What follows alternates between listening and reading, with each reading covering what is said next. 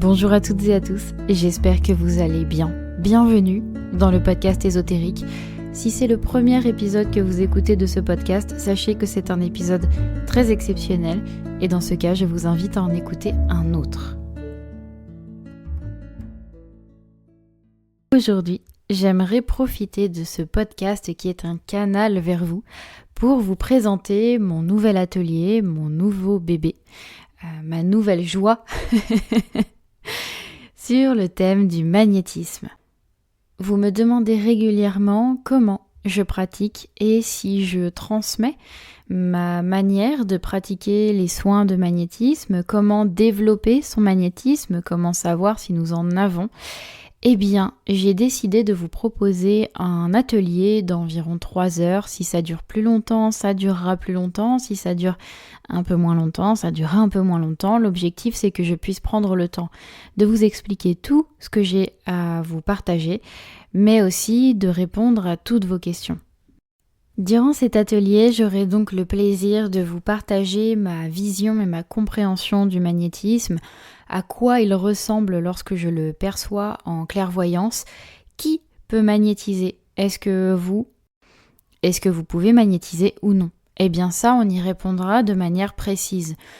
Comment le magnétisme soigne, comment il agit sur le corps, comment il interagit avec les déséquilibres qui nous habitent. Mais je vais aussi vous partager des détails sur ma pratique. Dans quelles conditions on doit ou on peut magnétiser de manière juste? Qu'est-ce que les notions de consentement, de respect et de conscience lorsque l'on donne un soin? Comment activer ou désactiver son magnétisme? Quelles sont les sensations corporelles qui nous guident lors d'un soin et comment les appréhender et s'y habituer? Comment se préserver, se recharger et se nettoyer après un soin, ce qui est absolument primordial. Je le partageais dans un précédent podcast. Lorsque je magnétisais au départ, lors de mes premiers soins, il me fallait 1 semaine pour m'en remettre, tellement c'était puisant dans mon énergie vitale. Donc, je vais vous faire gagner du temps, je l'espère, en vous communiquant directement la manière la plus saine pour soi et pour l'autre de magnétiser, soigner l'autre sans compromettre sa propre santé. Comment également se nettoyer et éviter les miasmes de douleur et de mémoire émotionnelle, de mémoire de douleur de l'autre, comment ne pas les absorber en soi et comment s'en préserver. Et bien évidemment, un atelier sans exercice ne serait pas un atelier. Je vais vous préparer des petits PDF aux petits oignons comme j'adore les faire. J'adore faire des PDF. Spoiler alerte, je mets toujours 20 ans à les faire, mais je m'en fiche parce que, oh là là, j'adore faire des PDF, c'est terrible.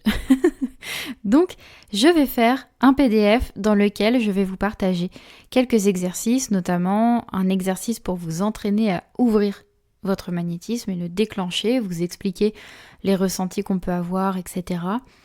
Un deuxième exercice vous permettra d'apprendre à utiliser vos mains comme guide durant un soin. Comment on ressent les zones de déséquilibre des zones saines. Comment une zone du corps qui est malade nous appelle finalement à la soigner. Voilà, donc ça, je vais vous le partager aussi. Et bien évidemment, je vous partagerai une petite technique que j'aime bien, qui fonctionne toujours dans tous les cas de soins. C'est un soin de mise en mouvement des réseaux subtils du corps, ce qui va permettre de relancer une certaine dynamique dans le corps.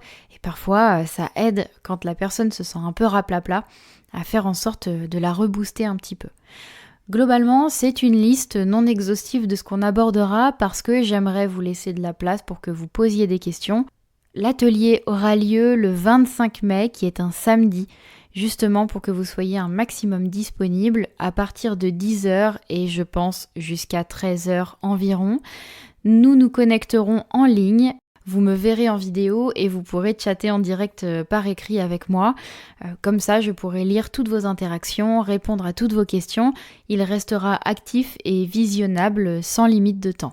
J'ai vraiment hâte d'y être. Si vous voulez vous inscrire, je mets le lien d'inscription juste en dessous de ce podcast. Je vous remercie d'avoir pris le temps de m'écouter et je remercie toutes les personnes qui me font confiance et qui vont partager ce chouette moment en ma compagnie. J'ai vraiment hâte de vous partager mes petits secrets et on se dit au 25 mai et je vous dis à très bientôt.